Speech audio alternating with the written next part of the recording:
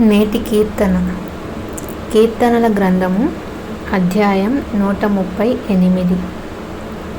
నేను నా పూర్ణ హృదయముతో నీకు కృతజ్ఞతాస్తుతులు చెల్లించుచున్నాను. దేవతల ఎదుట నిన్ను కీర్తించెదను.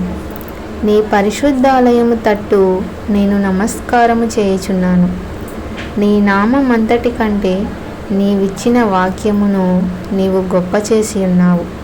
నీ కృపా సత్యములను బట్టి నీ నామమునకు కృతజ్ఞతాస్తుతులు నేను చెల్లించెదను.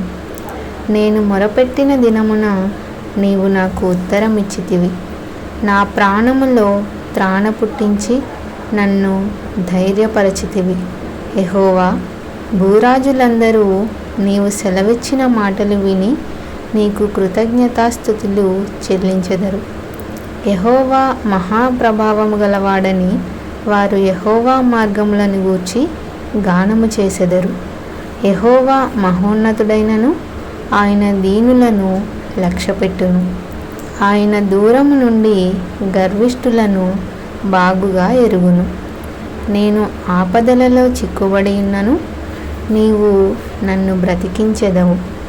నా శత్రువుల కోపము నుండి నన్ను రక్షించుటకై నీవు నీ చేయి చాపెదవు. నీ కుడి చేయి నన్ను రక్షించును. యెహోవా నా పక్షమున కార్యము సఫలము చేయును. యెహోవా, నీ కృప నిరంతరముండును. నీ చేతి కార్యములను విడిచిపెట్టకుము. ఆమేన్.